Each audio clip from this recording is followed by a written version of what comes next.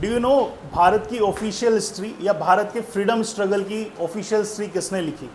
अच्छा, ये तो मैं आपको बता दूंगा, बट इससे पहले आपको एक छोटा सा किस्सा सुनना पड़ेगा। सो किस्सा ये है कि 1953 में भारत के आज़ाद होने के बाद भारत के शिक्षा मंत्रालय ने एक कमेटी बनाई और उस कमेटी को ये कहा गया कि आप इंडिया का जो फ्रीडम स्ट्रगल रहा है उस फ्रीडम स्ट्रगल के एक ऑफिशियल कंपाइलेशन करिए, राइट। और इसका जो हेड बनाया गया फेमस हिस्टोरियन आरसी मजूमदार को। आरसी मजूमदार वही हैं जिन्होंने 1857 के रिवोल्ट को एक सिपाही म्यूटिनी का, एक मिलिट्री अपहीवल की संज्ञा दी।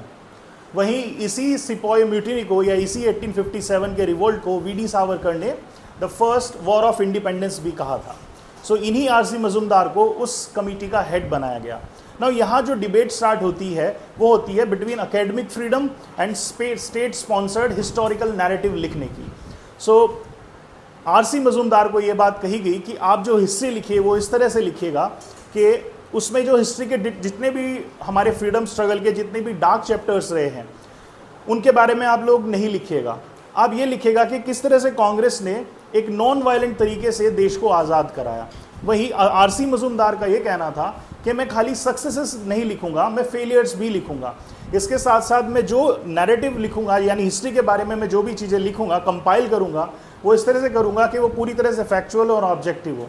मैं सिर्फ और सिर्फ सक्सेस की बात ना करके मैं उन स्ट्रैटेजी को भी बताऊंगा जो फेलियर्स रहे हैं। इसके साथ साथ मैं उन रिवोल्यूशनरी का भी कंट्रीब्यूशन बताऊंगा जो रिवोल्यूशनरी का एक बहुत बड़ा कंट्रीब्यूशन इस नेशनल फ्रीडम स्ट्रगल में रहा है।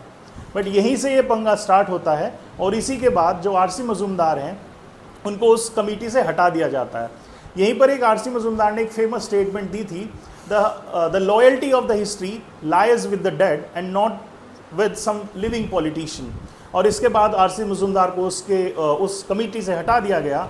अभी आपको मुझे ये बताना है कि आप ये इंडिया का जो फ्रीडम स्ट्रगल है, नेशनल फ्रीडम स्ट्रगल है, इसकी हिस्ट्री लिखी किसने? Thank you.